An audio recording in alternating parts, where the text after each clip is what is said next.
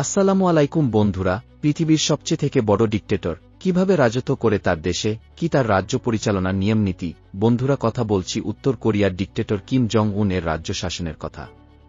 উত্তর কোরিয়া তার কঠোরতম আইনের জন্য বিশ্বে পরিচিত, এবং এর মধ্যে কিছু আইন আছে যা বিশ্বাস করাও কঠিন। এর মানে হলো এখানে নির্বাচন হবে, কিন্তু ভোট দেওয়ার কোনো বিকল্প নেই, শুধুমাত্র একজনকেই ভোট দেওয়া যাবে, এবং যদি কেউ ভোট দিতে না আসে তাহলে সরাসরি জেল হতে পারে। টিভিতে একটি মাত্র চ্যানেল আছে এবং চ্যানেলটি বদলানোর কোনো বিকল্প নেই।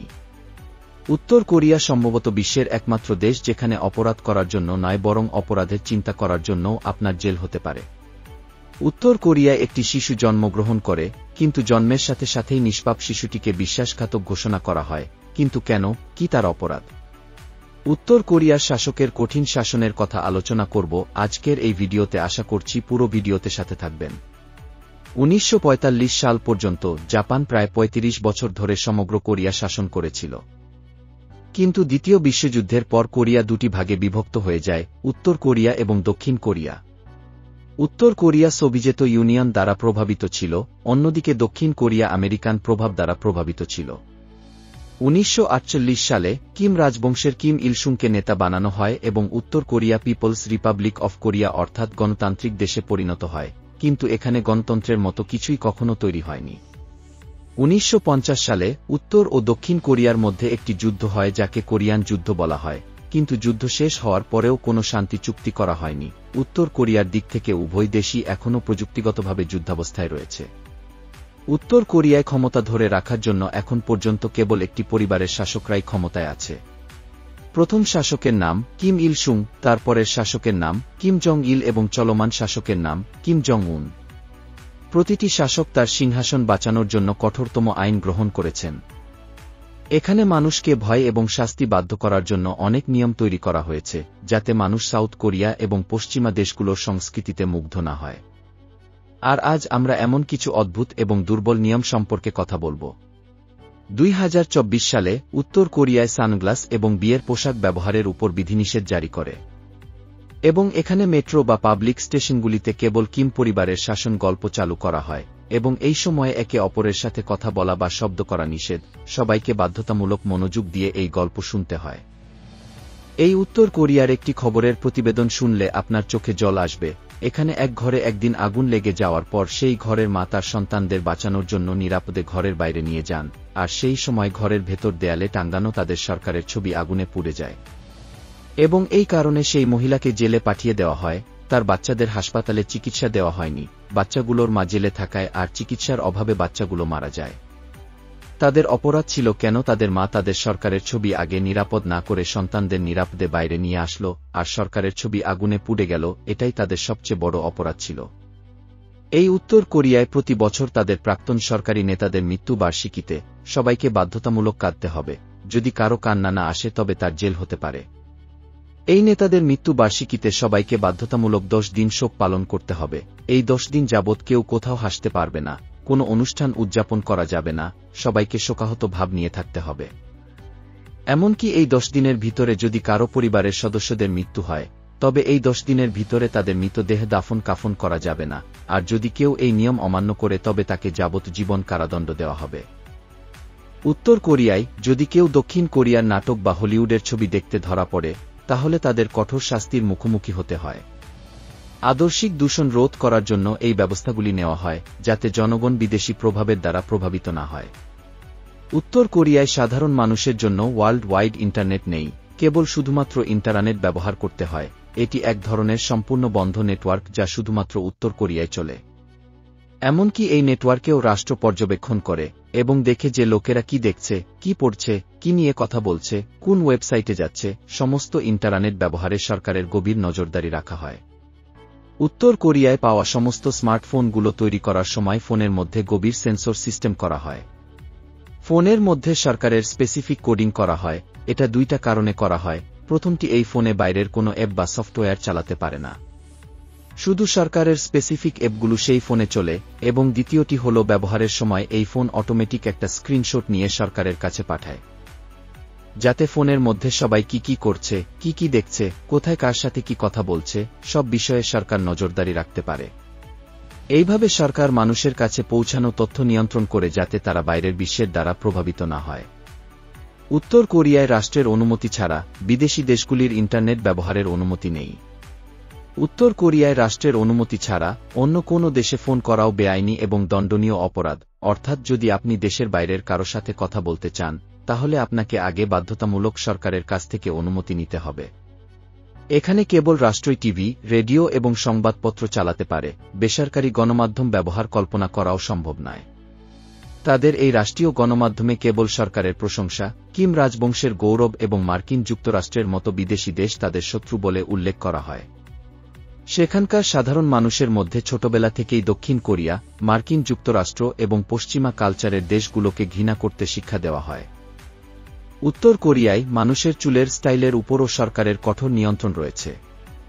সরকার কয়েকটি বিশেষ ধরনের চুলের স্টাইলের অনুমতি দিয়েছে, অর্থাৎ মানুষকে সরকার থেকে বলা হয় যে তারা চুলের জন্য কোন স্টাইল ব্যবহার করতে পারবে। এখানে বাইরের জগৎকে প্রভাবিত করে এমন সবকিছু নিষিদ্ধ রয়েছে, যেমন জিন্স পরা, চুলে রং করা অথবা চকচকে পোশাক পরা। যদি অনুমতির বাইরে কেউ চুলের স্টাইল করে, অনুমতির বাইরে কেউ পোশাক পরে, তবে তাদেরকে ধরার জন্য ছদ্মবেশে আলাদা সরকারি বাহিনী রয়েছে এবং এই বাহিনীর নাম ফ্যাশন পুলিশ। উত্তর কোরিয়ায় বাইরের দেশের কোনো খাবার খাওয়া নিষেধ, উদাহরণস্বরূপ যেমন হট ডগ হচ্ছে আমেরিকান সংস্কৃতিতে প্রচলিত খাদ্য, তাই এটা খাওয়া নিষেধ। এইভাবে আরও অনেক বৈদেশিক খাবার আছে যেগুলো খাওয়া নিষেধ। উত্তর কোরিয়ায় নিজের দেশে এক শহর থেকে অন্য শহরে যাতায়াতের জন্যও সরকারের অনুমতি থাকতে হবে, অনুমতি ছাড়া ভ্রমণ অবৈধ বলে বিবেচিত হয়।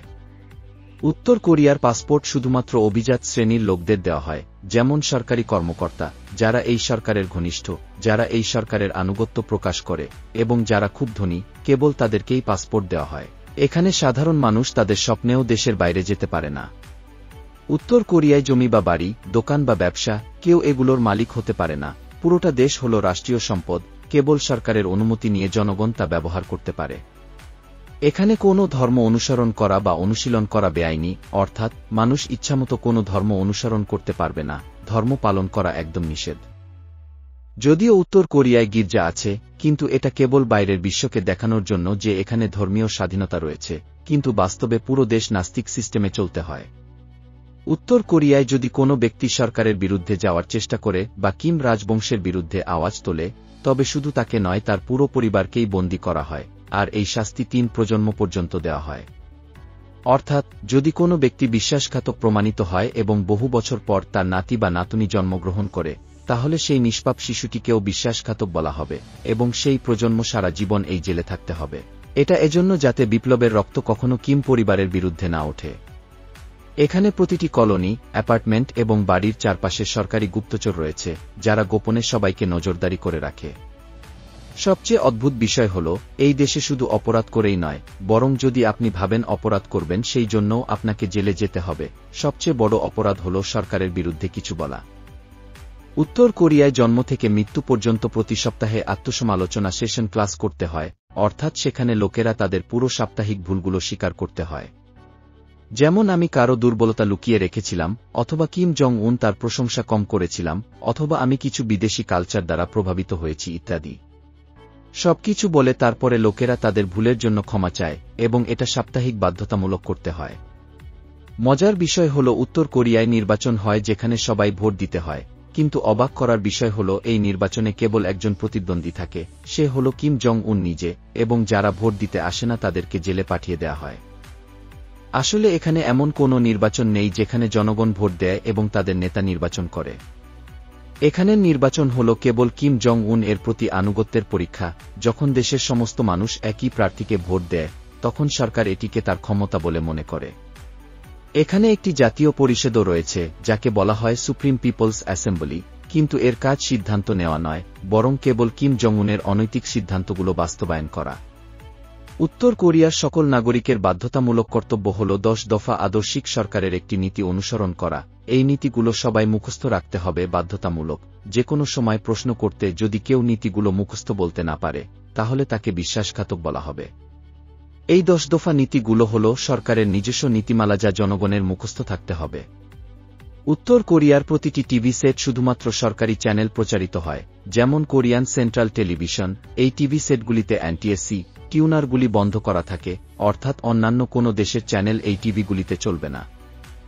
উত্তর কোরিয়ায় সাইকেলগুলিতে রেজিস্ট্রেশন এবং নম্বর প্লেটও রয়েছে। সাইকেল চালানোর জন্য একটি সড়ক নিরাপত্তা পরীক্ষার স্থানও রয়েছে। এখানে সাইকেল চালানোর জন্যও আপনাকে একটি নিরাপত্তা পরীক্ষায় উত্তীর্ণ হতে হবে এবং লাইসেন্সও পেতে হবে।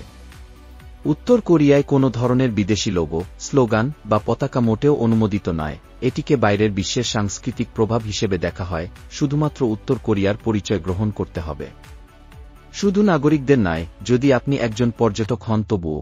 যদি আপনি সেখানে যান তাহলে আপনার জন্যও কঠোর আইন রয়েছে। পর্যটকের সাথে একজন গাইড থাকতে হবে বাধ্যতামূলক। আপনি প্রয়োজনীয় এবং কেবল উত্তর কোরিয়ার সরকার কর্তৃক নির্দিষ্ট স্থানেই যেতে পারবেন। আপনি স্থানীয় কোনো ব্যক্তির সাথে কথা বলার চেষ্টা করতে পারবেন না, এমনকি সেখানে খোলাখুলি ছবিও তুলতে পারবেন না। আর যদি আপনি সেখানের স্থানীয় কারো সাক্ষাৎকার নিতে চান, তাহলে প্রথমে আপনাকে ট্যুর গাইডের অনুমতি নিতে হবে। এছাড়াও উত্তর কোরিয়ায় মোবাইল এবং কম্পিউটার রাখা অনুমোদিত আছে, কিন্তু ইউএসবি ড্রাইভ থেকে শুরু করে মোবাইল মেমোরি পর্যন্ত সবকিছু নিয়মিত পরীক্ষা করা হয়।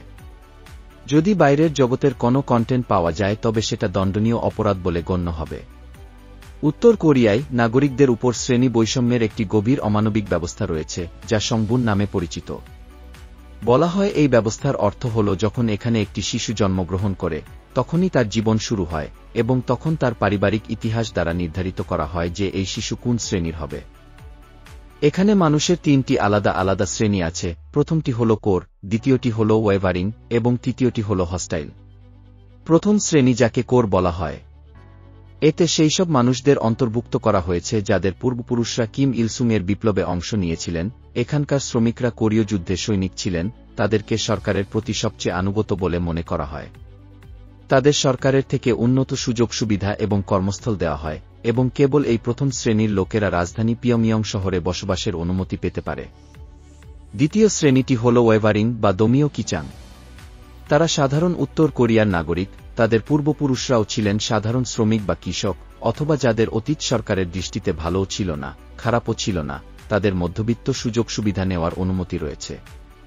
আর তৃতীয় শ্রেণী হল হস্টাইল, যা যোগতাই কিচাং নামেও পরিচিত। এর মধ্যে সেই সব মানুষদেরও অন্তর্ভুক্ত যাদের পূর্বপুরুষরা কোনো না কোনো সময়ে কোনো ধর্ম অনুসরণ করতেন, অথবা যার দক্ষিণ কোরিয়ার কারো সাথে সম্পর্ক ছিল। এখানকার সরকার তাদেরকে বিশ্বাসঘাতক মনে করে এবং সমাজে তাদের খুবই নিম্ন মর্যাদা দেওয়া হয়। উদাহরণস্বরূপ তাদের সবচেয়ে খারাপ কাজ দেওয়া হয়, যেমন খনিতে কাজ করা, শ্রমিক হিসেবে কাজ করা বা পরিষ্কারক হিসেবে কাজ করা। এখানে সমস্ত মুদির জিনিসপত্রের সাথে বিদ্যুৎ, পানি এবং গ্যাস দেওয়া হয় এবং তাদের ব্যবহার করতে কঠোরভাবে পর্যবেক্ষণ করা হয়। উত্তর কোরিয়ায় 17 বছর বয়স থেকে প্রতিটি নাগরিকের জন্য 10 বছর সেনাবাহিনীতে চাকরি করা বাধ্যতামূলক, সে পুরুষ হোক বা মহিলা। এখানে কিম পরিবারের যে কোনো সদস্যের মৃত্যুতে অথবা কিম ইলসুং এবং কিম জমিলের মৃত্যুবার্ষিকীতে কাঁদতে হবে বাধ্যতামূলক। যদি কেউ এটি না করে, তাহলে তার আনুগত্যকে সন্দেহের দৃষ্টিকোণ থেকে দেখা হয়। প্রতিটি বাড়িতে কিম ইলসুং এবং কিম জমিলের ছবি লাগানো আবশ্যক এবং নিয়মিত পরিষ্কার করাও বাধ্যতামূলক। আদর্শিক আনুগত্যের জন্য স্কুলের বাচ্চাদের জন্য কিম ইলসাং এবং কিম জমিলের বক্তৃতা মুখস্থ করানো হয়। উত্তর কোরিয়া বিশ্বের অন্যান্য দেশ থেকে এতটাই আলাদা যে তাদের ক্যালেন্ডারও আলাদা, যাকে জিউস ক্যালেন্ডার বলা হয়। তাদের এই জিউস ক্যালেন্ডার শুরু হয়েছিল 1912 সালে, যা দেশটির সর্বোচ্চ নেতা কিম ইলসুংয়ের জন্মবছর, অর্থাৎ 1912 সালকে উত্তর কোরিয়ায় জিউস ক্যালেন্ডারের প্রথম সাল হিসেবে বিবেচনা করা হয়। আজ আমাদের জন্য 2025 সাল, কিন্তু উত্তর কোরিয়ায় আজ 113 সাল। উত্তর কোরিয়া পৃথিবী থেকে দূরে থাকার অনেক কারণ রয়েছে, তার মধ্যে বিশেষ কারণ হল কিম সরকার ভয় পায় যে যদি মানুষ বাইরের জগৎ সম্পর্কে জানতে পারে, তবে হয়তো তারা সরকারের বিরুদ্ধে যাবে। সেই কারণেই সকলের জন্য মিডিয়া, ভ্রমণ, ইন্টারনেট ইত্যাদি নিষিদ্ধ রাখা হয়। এদিকে দ্বিতীয় পারমাণবিক কর্মসূচির কারণে উত্তর কোরিয়ার উপর আন্তর্জাতিক নিষেধাজ্ঞাগুলি উত্তর কোরিয়াকে বিশ্ব থেকে আরও বিচ্ছিন্ন করে। এখানে আমি উত্তর কোরিয়ার যেসব নিয়মনীতি এবং তথ্য উপস্থাপন করেছি, এই সমস্ত তথ্য সেই সব লোকদের দ্বারা ফাঁস করা হয়েছিল যারা উত্তর কোরিয়া থেকে পালাতে সফল হয়েছিল। আশা করি যদি ভিডিওটি তথ্যবহুল মনে হয়, ভালো লাগে, তবে অবশ্যই সাবস্ক্রাইব করবেন এবং লাইক দিয়ে সাথে থাকবেন। সবাইকে ধন্যবাদ। আল্লাহ হাফেজ।